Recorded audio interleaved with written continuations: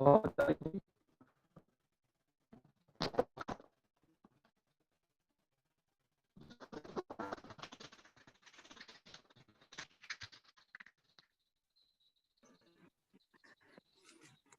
तो रही है सर, बस वही थोड़ा सा फंस रही है।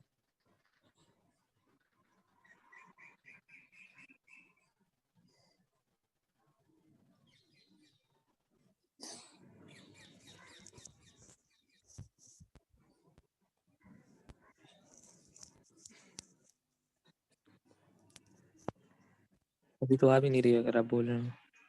ठीक है वॉइस।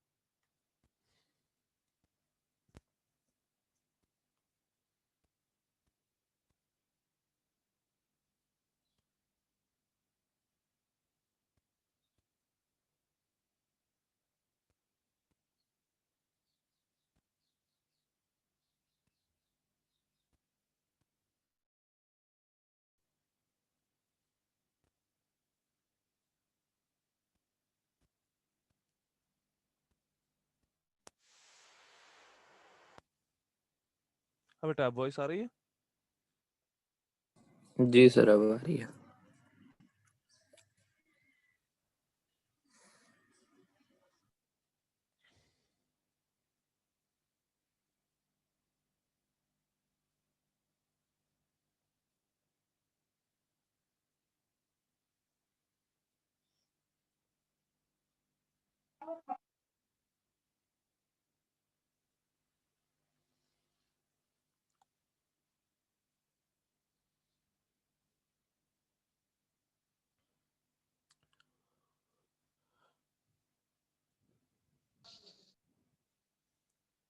ओके, लास्ट क्लास में हमने एक्टिव मोड में करंट किस तरह से फ्लो हो सकती है, ये सारी चीजें देखी थी। ठीक है, हमने देखा कि किस तरीके से तुम्हारी आईपीई, आईएनई मीनिंग तुम्हारी अमीटर साइड में किस तरह से होल और इलेक्ट्रॉन का डिफ्यूजन हो रहा है, किस तरह से कलेक्टर साइड में तुम्हारा ड्रिफ्ट हो रही है। तो ये सारी चीजें हमने लास्ट क्लास में देखी थी। ठीक है, हमने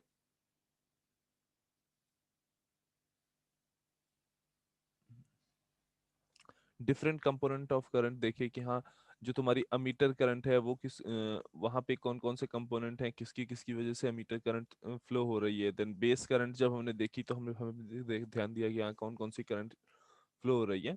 अच्छा, एक चीज यहाँ पे ध्यान देना कि जब हमने ये करंट्स जो एक्सटर्नल करंट बनाई है, मीनिंग ये आई, IB और IC, ये हम कन्वेंशनली हमेशा इन्वर्ट लेते हैं। मीनिंग हम मान के चलते हैं कि ये हमेशा बीजेटी के अंदर जा रही होंगी। ठीक है, उसी के अकॉर्डिंग हम ये डिसाइड करते हैं कि हाँ भाई, हमारी जो ये करंट्स हैं ये पॉजिटिव आ रही हैं या नेगेटिव आ रही हैं। मीनिंग इंटरनल जो करंट है वो तो हम इस हिसाब से देख रहे हैं कि हाँ होल का किस डायरेक्शन में डिफ्यूजन हो रहा है, इलेक्ट्रॉन का किस डायरेक्शन में डिफ्यूजन हो रहा है, यहाँ ड्रिफ्ट किस डायरेक्शन में हो रही है। बट जो ये करंट्स हैं, IE, IB, IC और ये ICO, ये चारों कन्वेंशनली यहाँ पे ये तीन इन्वर्ट होती हैं। और ये जो ICO है ये हमेशा कलेक्टर टू बेस चलती है। ठीक है, बस ये इसलिए कि हाँ इन जनरल जो तुम्हारी बीजेटी करंट जो एक तरह से मेन करंट ऑफ बीजेटी जो होगी, जो हमें रिक्वायर्ड करंट है, वो हमारी अमीटर टू कलेक्टर जा रही है। तो रिवर्स करंट उसके अपोजिट दिखाई दे, दैट इज वाई हमने आईसीओ का जो डायरेक्शन है वो कलेक्टर टू बेस साइड रख लिया, मीनिंग ऐसा दिखना चाहिए कि हाँ जो रिवर्स करंट है वो कलेक्टर से अमीटर की ओर जा रही है, क्योंकि इन जनरल जो रिक्वायर्ड करंट या मेन करंट होती है वो अमीटर से कलेक्टर की ओर आती है। ठीक, उसी हिसाब से हमने ये भी देखा था कि हाँ भाई अमीटर करंट जब देखी तो अमीटर करंट हमें पॉजिटिव मिली थी, क्योंकि I E is equal to I P E plus I N E आ रहा था।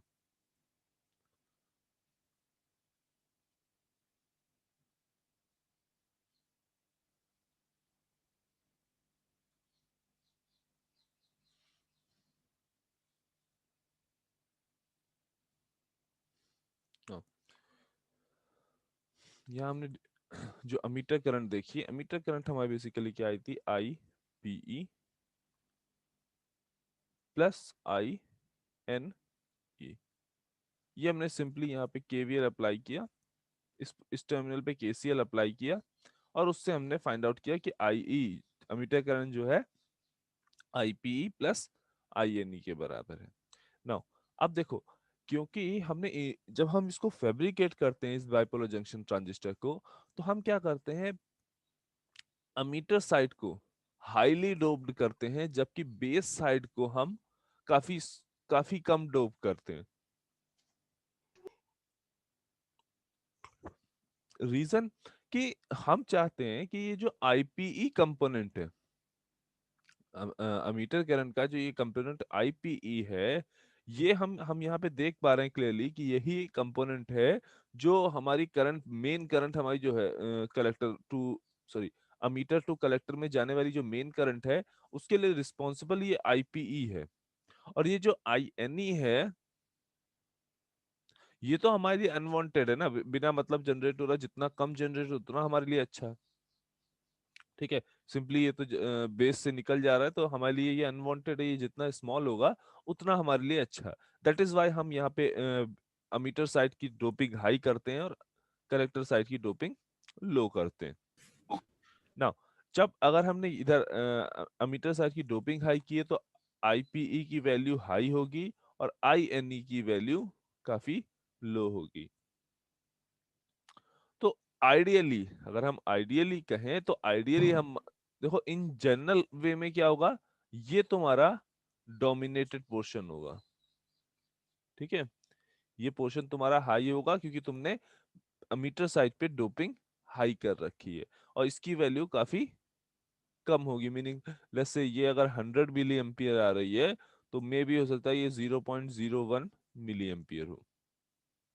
ठीक, इतना मतलब काफी हाई डिफरेंस होगा इन दोनों में। और आइडियली हम क्या मान के चलते हैं कि आइडियली आई एन ई जो है वो अप्रोक्सीमेट जीरो होनी चाहिए, और जो करंट आई ई है वो पूरी की पूरी इन्हीं होल्स की वजह से होनी चाहिए। इन जनरल हम अज्यूम ये करते हैं कि भाई अगर हमारा आइडियल बीजेटी होगा तो वहां पे आई एन ई इलेक्ट्रॉन की वजह से, वो इलेक्ट्रॉन जो बेस से कलेक्टर की ओर आ रहे हैं उनकी वजह से जो करंट होगी वो जीरो होगी, और जो तुम्हारी अमीटर करंट है वो पूरी की पूरी उन चार्ज कैरियर पे ही डिपेंडेंट होगी जो अमीटर से जनरेट हो रहे हैं। ठीक है, अमीटर से बेस साइड की ओर जा रहे हैं। नाउ अब एक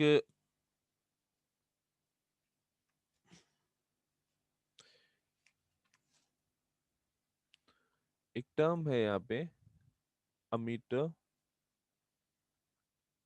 injection efficiency, ammeter injection efficiency.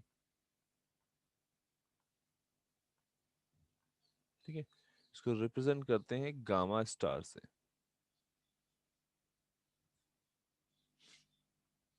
इसको रिप्रेजेंट करते हैं गामा से, ठीक है, स्टार नहीं देते, इसको रिप्रेजेंट करते हैं गामा से।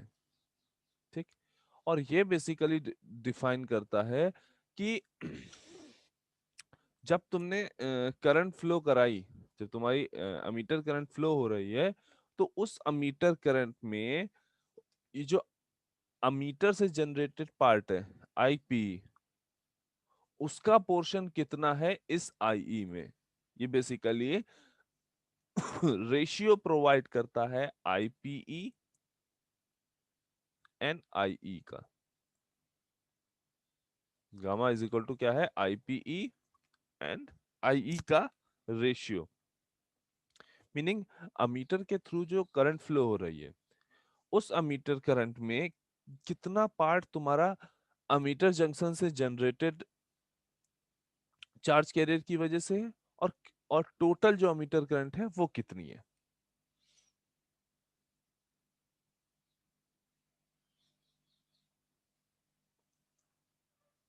राइट। तो गामा या अमीटर जंक्शन एफिशिएंसी क्या बताता है कि अमीटर साइड से कितने आपने चार्ज कैरियर एंटर कराए हैं तुमने बेस में, कितनी एफिशिएंट तरीके से तुमने बेस में एंटर कराए हैं, वो जिससे जो तुम्हारी आईई है या अमीटर करंट है, वो तुम्हारी केवल और केवल कितनी मतलब कितनी ज्यादा इस आईपीई पे डिपेंडेंट है, आईएनई कितनी नेग्लेजिबल है, इसको इन जनरल हम अमीटर इंजेक्शन एफिशिएंसी से बताते हैं। और आइडियली आइडियली हम कहते हैं कि गामा इज इक्वल टू क्या होना चाहिए, 1। गामा अगर 1 होगा तो हमारा बीजेटी उतना ही अच्छा होगा। मीनिंग जो अमीटर करंट है, पूरी की पूरी emitter current emitter charge carrier पे ही डिपेंडेंट होगी, मीनिंग आईपीई पे ही डिपेंडेंट होगी। Meaning IE is equal to I approximate equal to होगा आई पीई के। कब? जब गामा इज इक्वल टू 1 होगा। गामा इज इक्वल टू 1 होगा तो अप्रोक्सीमेट नहीं, एग्जैक्टली इक्वल टू होगा I is equal to I P के। ठीक है, और इसी वजह से हम हैवली डोप्ड करते हैं अपने अमीटर जंक्शन को, ताकि तुम्हारी आईएनई करंट जो है वो काफी कम हो, नेग्लेजिबल हो, और आईई अप्रोक्सीमेट इक्वल टू हो आईपीई के, और गामा की वैल्यू हाई हो। मीनिंग ये भी समझ में आता है कि जो अमीटर जंक्शन की डोपिंग है उस पर डायरेक्टली डिपेंडेंट है ये गामा की वैल्यू। गामा की वैल्यू हाई होगी अगर अगर तुमने डोपिंग लो कर दी, मीनिंग 1 से ग्रेटर होगी। ठीक है, ग्रेटर देन 1 होगी अगर तुमने डोपिंग बहुत लो कर दी, और डोपिंग बहुत हाई कर दी, डोपिंग जैसे जैसे इंक्रीज करोगे तो गामा की वैल्यू टुवर्ड्स 1 टेंड करेगी। राइट। नाउ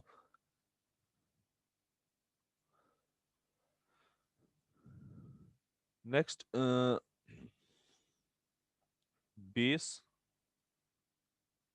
ट्रांसपोर्ट फैक्टर, ये एक और टर्म है। ये टर्म वन बाय वन याद रखना, क्योंकि आगे अब ये फिर और दूसरे टर्म से भी ये इंटर रिलेट होंगे, तो इन टर्म्स पे थोड़ा सा ध्यान दे देना। बेस ट्रांसपोर्ट फैक्टर, ठीक। यहाँ कंफ्यूज बिल्कुल मत होना, ये बीटा स्टार है। ये चीज याद रखना, ये बीटा स्टार है, या इसको अल्फा टी। ठीक है, अभी तुम्हें अल्फा और बीटा ये नोटेशन आगे फिर मिलेंगे, लेकिन यहाँ पे नोटेशन में डिफरेंट क्या है, ये बीटा स्टार है और अल्फा के साथ टी लगा हुआ है। तो base transport factor basically represent किया जाता है बीटा स्टार या अल्फा टी से। ठीक। एंड ये बेसिकली रेशियो है कि जब तुमने इधर अमीटर साइड से होल इंजेक्ट कराए और इधर यहां तक पहुंचे, तो कितना परसेंटेज, ठीक है, जब तुमने आईपीई को एंटर कराया उसका कितना परसेंटेज यहाँ पे कलेक्टर साइड में रीच हुआ। मीनिंग ये आईपी-C1 और ये आईपीई, इसका जो रेशियो होगा वो बेसिकली बेस ट्रांसपोर्ट फैक्टर कहलाएगा। मीनिंग बेस के थ्रू विदाउट रिकम्बिनेशन कितना कम से कम रिकम्बिनेशन होके तुम्हारे जो चार्ज कैरियर हैं वो ट्रांसपोर्ट कर जा रहे हैं, उसको डिफाइन कौन करता है, base transport factor.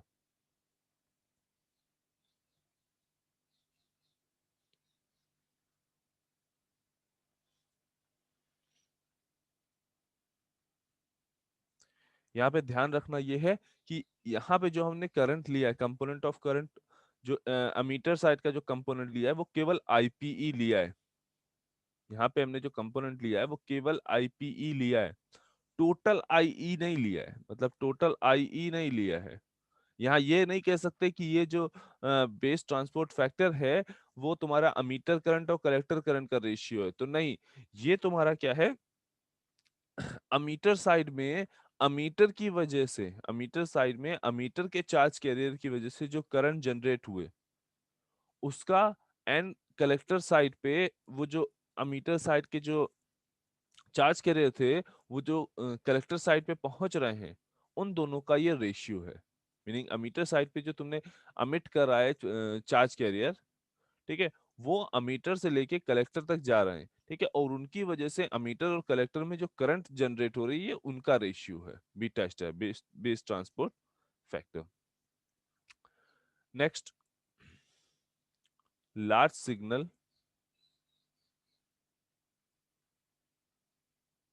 Current gain.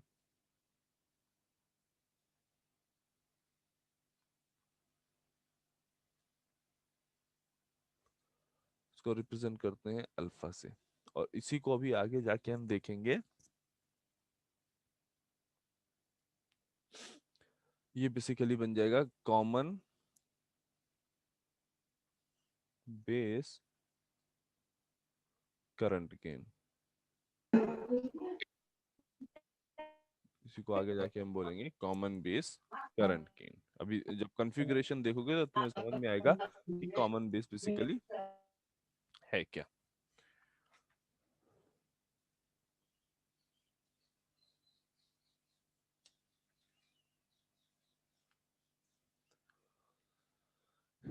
In general large signal current gain alpha ratio होता है तुम्हारी change in current eight collector upon change in current eight ammeter, या इसी को इन जनरल हम लिख सकते हैं ratio of collector current upon ammeter current.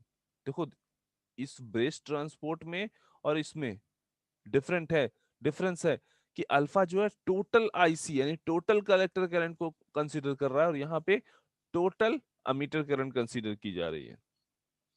Right, यहाँ बिल्कुल ये नहीं देखा जा रहा कि हाँ जो तुम्हारे अमीटर चार्ज कैरियर हैं केवल उनकी वजह से करंट देखी जा रही है, तो नहीं।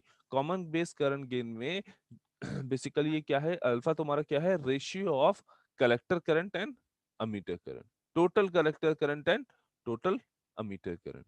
मीनिंग इसको तुम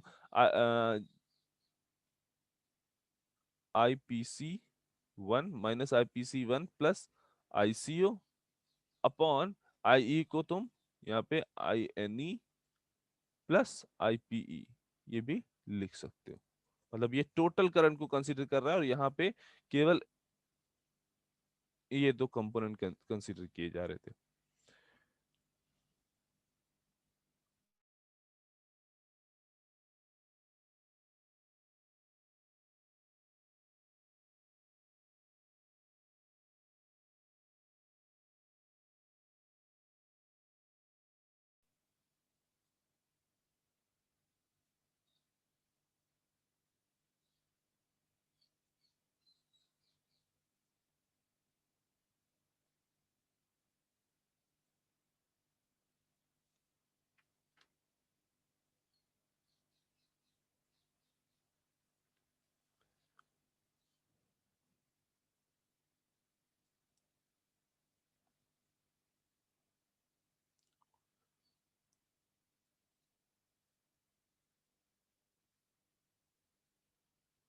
now if ICO is negligible, if ICO is negligible, then alpha is equal to क्या आ जाएगा, IP C1 अपॉन IE। ठीक है, अभी इन जनरल हमने क्या देख रहे थे यहाँ पे, IC upon IE approximate equal to क्या था, minus IP C1 plus ICO, और ये टोटल IE। तो हमने क्या कहा कि ये ICO जो है वो अगर हमने कहा नेग्लेजिबल है, तो उस केस में तुम्हारा अल्फा इज इक्वल टू क्या होगा, IP C1 अपॉन IE। यहाँ हम नेगेटिव साइन नहीं ले रहे हैं, नेगेटिव साइन केवल और केवल करंट की डायरेक्शन को शो कर रहा है। तो ये अगर हम यहाँ पे कंसीडर करेंगे तो भी ठीक है, अगर हम कुछ देर के लिए नहीं भी देखेंगे तो भी ठीक है। ठीक है, रीजन की, हाँ देखो, जैसे जब हमने बीटा स्टार को डिफाइन किया, तब हमने उस डायरेक्शन को कंसीडर नहीं किया। इसी तरह से जब गामा को भी हम डिफाइन कर रहे थे, तो हमने डायरेक्शन को कंसीडर नहीं किया। बेसिकली इसको तुम इस तरह से भी लिख सकते हो कि alpha is equal to mod of IP C1 upon IE। क्योंकि जो IP C1 यहाँ PNP ट्रांजिस्टर के लिए नेगेटिव आ रही है, वही IP C1 तुम्हारी अभी NPN ट्रांजिस्टर के लिए पॉजिटिव आएगी। राइट, तो इसको हम लोग मॉड से ले लेते हैं। नाउ अब इसको मल्टीप्लाई अगर हम कर दें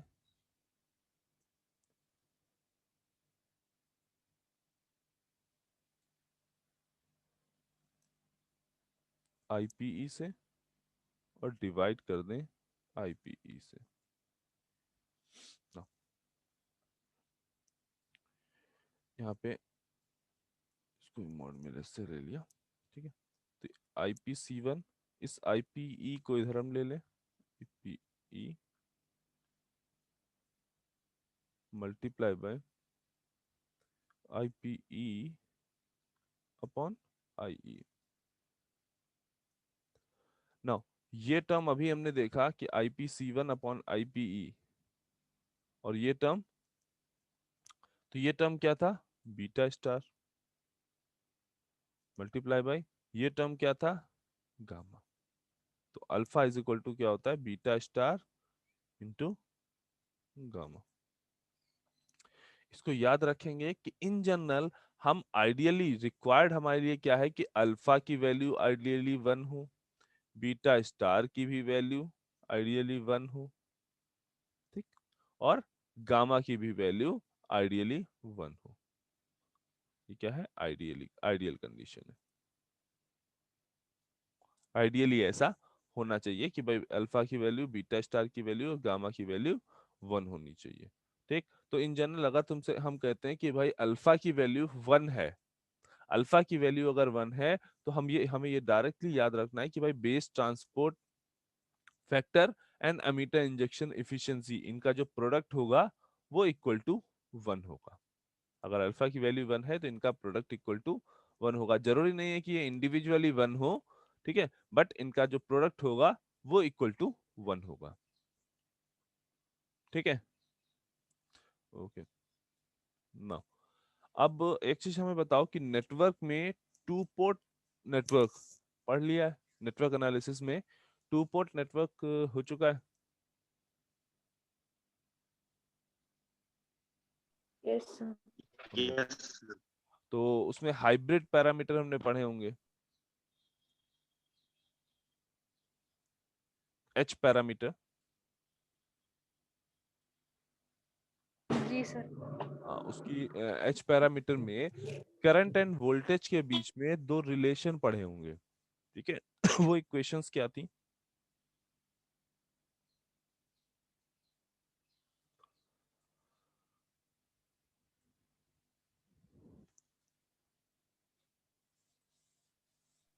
sir V1 is equal to H11 I1 H11 I1 plus H12 V2 H12 V2, next और I2 is equal to H21 I1 I2 is equal to H2, H21I1 हाँ, plus plus H22 V2। H22 V2। Now यहाँ पे जब तुमने ये parameters पढ़े होंगे, तब तुमने देखा होगा कि V1 और I2, ये जो V1 और I2 है यहाँ पे, ये तुम्हारे डिपेंडेंट पैरामीटर है।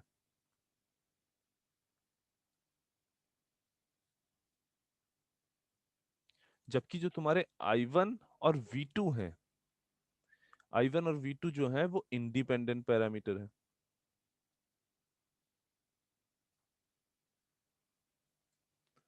राइट, नाउ जो तुम्हारा बाइपोलर जंक्शन ट्रांजिस्टर है, ये इन जनरल जब इसको हम स्मॉल सिग्नल में, जब इसको हम एक नॉर्मल सर्किट में ब्रेक करते हैं, मीनिंग हम अगर ये कहें कि जब बीजीटी का एक इक्विवेलेंट सर्किट, जैसे हमने डायोड का स्मॉल सिग्नल इक्विवेलेंट सर्किट पढ़ा, वैसे बीजेटी का अगर हम स्मॉल सिग्नल इक्विवेलेंट सर्किट देखेंगे तो वो जो सर्किट बना होगा वो बेसिकली इसी एच पैरामीटर को, यानी टू पोर्ट नेटवर्क के एच पैरामीटर्स को ही फॉलो कर रहा होगा। दैट मीन्स अगर हम बाइपोलर जंक्शन के कॉन्फ़िगरेशन की बात करना चाह रहे हैं कि किस तरह हम बाइपोलर जंक्शन में इनपुट और आउटपुट को कनेक्ट करेंगे, जब हम उसकी बात करेंगे तो हम एच पैरामीटर को ही फॉलो करेंगे। मीनिंग ये जो एच पैरामीटर की हमने इक्वेशन लिखी है जिसमें V1 और I2 डिपेंडेंट वेरिएबल हैं और I1 और V2 इंडिपेंडेंट वेरिएबल हैं, उसी तरीके से कुछ यहाँ पे भी हमने बीजेटी के केस में भी करना है। जो कॉन्फ़िगरेशन होगा बीजेटी का configuration in general H parameter को ही फॉलो करता है। देखो यहाँ पे भी हमने एक सिंपल टू पोर्ट नेटवर्क बनाया है। टू पोर्ट नेटवर्क का मतलब क्या है? एक side input node, output node और उन दोनों की एक कॉमन नोड होगी। मीनिंग दो नोड्स के बीच में ये one port and second port, तुम इनपुट वोल्टेज अप्लाई कर रहे हो और उसी नोड से जो इनपुट नोड है उससे तुम्हारी करंट फ्लो हो रही है। करंट हमेशा हम इनवर्ट दिखाते हैं सर्किट में, राइट? वहां पे जब तुमने तुमने एच पैरामीटर पढ़ा होगा तो वहां पे ये बीजेटी जैसी चीज नहीं होगी। हाँ, कुछ सर्किट कुछ टू पोर्ट इसी तरीके का बना होगा, राइट? तो यहाँ पे I1, V1, I2 और V2 सेम वैसे ही काम कर रहे होंगे जैसे हाइब्रिड पैरामीटर में काम कर रहे होंगे। मीनिंग यहाँ पे भी हमने एक रेफरेंस नोड ली है, एक इनपुट नोड है, एक आउटपुट नोड है। तो जैसा अभी हमने थोड़ी देर पहले देखा कि V1 और I2, इसको अगर हम इस तरह से लिखें कि V1 is the function of I1 and V2 and I2 is the function of I1 and V2। ठीक, तो इसको ये भी लिख सकते हैं भाई सर, हमने सिंपल इस चीज को, ये जो फंक्शन तुमने यहाँ बताया उसी इक्वेशन को हमने सिंपली फंक्शन बोल दिया। ठीक, तो यहां से हमें क्लियर है कि V1 और I2 जो है वो डिपेंडेंट वेरिएबल है और I1 और V2 तुम्हारे क्या है? इंडिपेंडेंट वेरिएबल है। ये पॉइंट याद रखेंगे, ठीक है?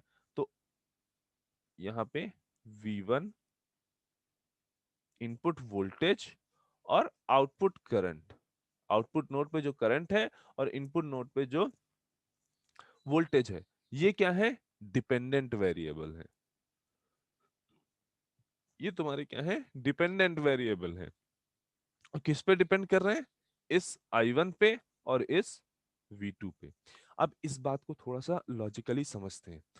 बाइपोलर जंक्शन ट्रांजिस्टर में हमें पता है जब एक्टिव मोड में हमें उसे वर्क कराना होता है, ये जो कॉन्फ़िगरेशन है वो इन जनरल उसे कॉन्फ़िगरेशन करके हम एक्टिव मोड में भी लाने की कोशिश करते हैं। तो हम अभी इस चीज को हम एक्टिव मोड से समझने की कोशिश करेंगे। देखो, जब हमें in general bipolar junction transistor को एक्टिव मोड में लाना होता है या जब वो एक्टिव मोड में काम कर रहा होता है बाइपोलर जंक्शन ट्रांजिस्टर, ठीक, तो हो क्या रहा होता है? तुमने अमीटर बेस्ड जंक्शन को फॉरवर्ड बायस कर रखा है, कलेक्टर बेस्ड जंक्शन को रिवर्स बायस कर रखा है, ठीक है? तो जो अमीटर बेस्ड जंक्शन है, जब उसको तुमने फॉरवर्ड बायस किया, बस उसको जो रिक्वायर्ड वोल्टेज होता है कि हाँ बस तुम उसके उस पीएन जंक्शन को फॉरवर्ड करने के लिए, मतलब उसके कट इन वोल्टेज के बराबर का एक वोल्टेज प्रोवाइड कर दो। आफ्टर दैट उसकी डिपेंडेंसी उस वोल्टेज सोर्स पे, जो तुम्हारा अमीटर बेस्ड जंक्शन को फॉरवर्ड बायस कर रहा है, उस वोल्टेज सोर्स पे उसकी डिपेंडेंसी खत्म हो जाती है।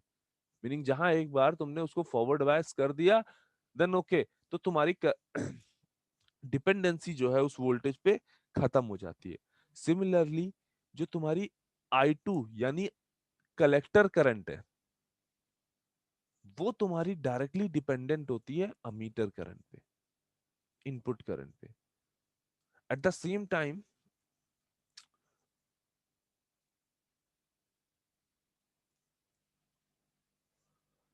तुम्हारा जो V2 है यानी रिवर्स बायस वोल्टेज, ये जितना हाई होगा, जैसे जैसे आप बढ़ाते जाओगे इसको, जैसे जैसे आप चेंज करोगे, ये क्या करेगा? हायर ड्रिफ्टिंग प्रोवाइड करेगा, मीनिंग कलेक्टर करंट को इंक्रीज करता जाएगा। दैट इज वाई तुम्हारा I1 और V2 यहाँ पे इंडिपेंडेंट वेरिएबल है, जबकि V1 और I2 यहाँ पे डिपेंडेंट वेरिएबल है। ठीक, याद रखेंगे। अब तुम्हें 3 टाइप के बीजेटी कॉन्फ़िगरेशन पढ़ने हैं। एक जिसमें कॉमन बेस होगा, ठीक, मीनिंग हम क्या करेंगे, इनपुट नोड किसी एक को बनाएंगे अमीटर या कलेक्टर में से, और बेस को हम कॉमन रखेंगे।